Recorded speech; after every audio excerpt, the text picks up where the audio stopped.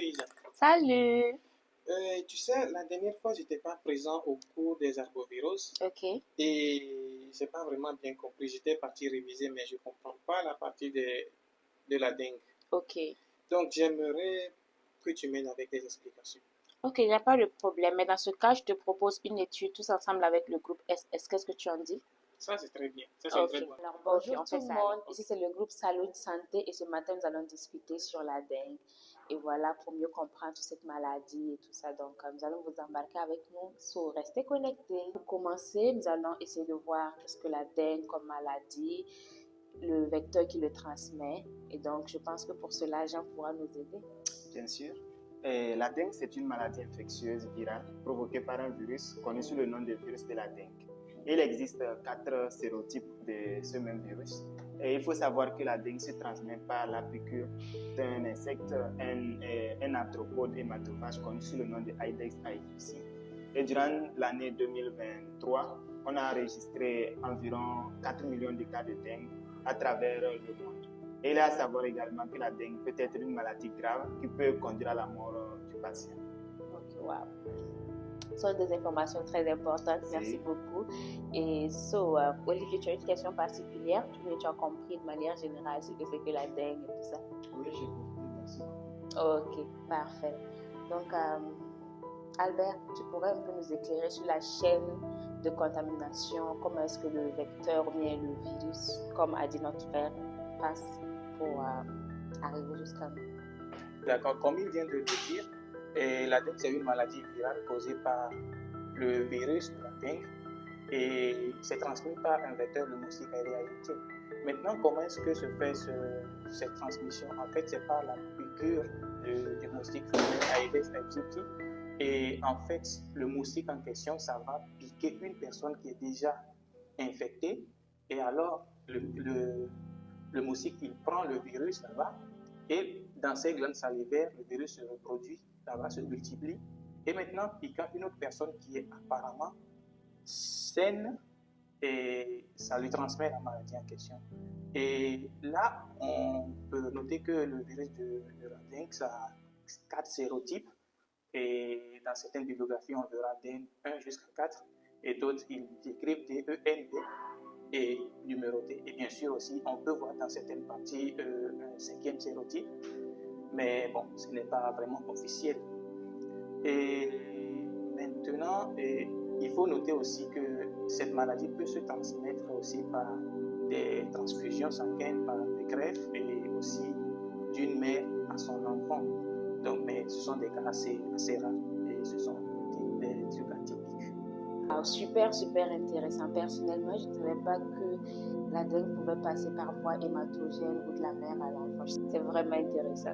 Et je pense aussi que ça nous permet en fait de comprendre que dans une même maison, si une personne a la dengue, en fait, il y a une probabilité que les autres membres de la famille aient ça. Mais bon, là maintenant, je pense que ça serait aussi important qu'on sache les symptômes de la maladie pour pouvoir détecter je ne me sens pas bien, ça pourrait être une dengue et tout ça.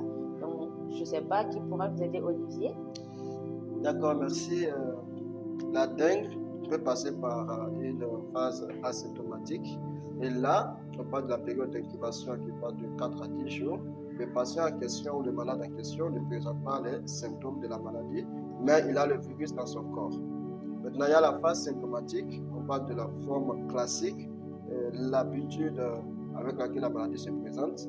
On peut avoir 3 phases dans la forme classique. Il y a la phase fébrile, la phase critique et la phase de convalescence. Donc, dans la phase fébrile, il y a une augmentation de la température du malade qui va aller de 39 à 40 degrés Celsius. Il y a aussi des maux de tête et ces maux de tête peuvent s'accompagner des douleurs oculaires, on dit des douleurs derrière les yeux. Il y a aussi des vomissements, il y a de la diarrhée, il y a des douleurs abdominales et il y a aussi l'anorexie. Donc, le malade n'a pas d'appétit. Et il peut y avoir aussi des éruptions cutanées, comme des pétéchies, des purpura et des épistaxis. La phase critique se caractérise par une baisse de la température. Donc la température baisse à 37,5 degrés Celsius jusqu'à 38. Maintenant, cette baisse de la température ne signifie pas que le patient est en train de s'améliorer, mais sinon ça peut avoir des complications. Et ça peut avoir des signes comme les saignements de muqueuses, les douleurs abdominales intenses et aussi les vomissements persistants. Dans la phase convalescente, là, le patient s'améliore. On passe pas dans la phase de récupération. Or, après les 48 heures ou 72 heures de la phase critique, il y a de l'amélioration de l'état général du patient. Le patient a récupéré son appétit. L'OMS en 2009 a donné une classification pour prendre des décisions concernant les malades avec la dengue. Dans cette classification, ça part de la dengue avec des signes d'alarme, de la dengue sans signes d'alarme et la dengue grave. Donc, quand on parle de la dengue avec des signes d'alarme, quels sont ces signes d'alarme? Ce sont la douleur abdominale intense, les vomissements persistants, les saignements muqueuses et aussi certains examens de laboratoire, comme on va observer une augmentation de l'hématocrite associée à une baisse rapide des plaquettes. Et la forme grave, c'est caractérisé par une fuite plasmatique et liquide. Et aussi la défaillance des organes vitaux comme les reins, le cœur, le foie, et aussi c'est associé à une hémorragie sévère. Alors, merci beaucoup, Olivier. On voit effectivement que la dengue a beaucoup de symptômes vraiment et que ça peut être grave et tout ça, ça peut même conduire à la mort. Je t'ai entendu parler de saignement, des muqueuses et tout. Si tu pourrais un peu plus nous expliquer sur ça et spécifier par exemple par où exactement on peut saigner pour que ceux qui nous suivent aussi puissent comprendre et détecter ça. Dans le saignement, premièrement, je vais expliquer pourquoi. Okay. Le saignement est dû à la baisse des plaquettes. Nous savons que dans le mécanisme de coagulation du sang, les plaquettes jouent un rôle très important et leur baisse provoque ces saignements. Donc il n'y a pas plus de plaquettes pour former cette coagulation. Donc cela favorise donc le saignement. Et nous savons que les muqueuses sont plus fragiles et ces muqueuses comme la muqueuse buccale, au niveau aussi des narines, les saignements peuvent occurrir là-bas. Et aussi, à l'intérieur aussi, de l'abdomen, il peut y avoir aussi des saignements. Aussi la muqueuse anale, il peut y avoir aussi des saignements là-bas. Merci. Je pense que ça nous permet de mieux comprendre tout ça. Et voilà, vu tous ces symptômes, je pense que c'est vraiment important d'essayer au mieux de prévenir la dengue. Et voilà, il y a toujours en fait des méthodes pour prévenir. Et d'abord, je pense que ça passe par la protection personnelle. Il faut vraiment prendre conscience de comment est-ce que la dengue se transmet, comme Albert le disait. Et tout d'abord, il va falloir éliminer les couvoirs en fait, de moustiques, là où les moustiques peuvent se développer, c'est dans les eaux stagnantes, les eaux sales et tout. Donc, il faut tout le temps couvrir les bouteilles d'eau, les seaux d'eau que nous avons chez nous. Et après les pluies, il faut libérer un peu les boîtes qui sont restées avec de l'eau à l'intérieur, faire en sorte qu'il n'y ait pas d'eau stagnante dans notre maison. Également, dans la soirée, il faut généralement porter des habits avec des manches longues, de longs pantalons, des chaussettes, surtout pour sortir au point dans des lieux comme des jardins. Il y a aussi des crèmes qui peuvent jouer le rôle en fait d'être des répellants contre les moustiques. Voilà quoi. Et surtout, très important, il faut dormir sous une moustiquaire imprégnée. Ça nous permettra vraiment de nous protéger. Après, je sais qu'il y a beaucoup de gouvernements qui organisent des fumigations et autres dans les villes. C'est vraiment important parce que tant qu'il n'y a pas de moustiques, il n'y aura pas de transmission de dengue. Et voilà, on s'évite trop de problèmes de santé. Mais bon, il arrive que malgré tout ça, on arrive quand même à faire la maladie. Je pense que chacun d'entre nous ici a eu à souffrir de dengue, non? Plusieurs fois souvent. Ok, en tout cas moi aussi. Je pense qu'en ce moment aussi, il est important de pouvoir savoir dès que je manifeste les symptômes, qu'est-ce que je dois faire, qu'est-ce que je peux ne pas faire pour ne pas aggraver mon cas. Je sais pas, Carmen, tu pourrais me dire. Donc c'est très important quand une personne sent qu'il manifeste les symptômes de la dengue, comme on vient de les mentionner, c'est très important d'aller au centre de santé le plus proche pour sa prise en charge. Et surtout, un aspect vraiment important est d'éviter l'automédication. Nous avons remarqué que dans nos milieux, il y a beaucoup de patients que peu importe les maladies qu'ils ont, ils ont tendance à s'automédiquer.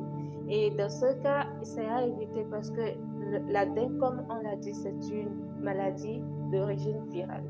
Et la majorité des gens, quels qu'en soient les symptômes qu'ils ont, ils ont tendance à prendre les antibiotiques. ce qui ne va pas résoudre la situation. Alors, on exhorte alors la population à recourir au centre de santé le plus proche pour sa prise en charge.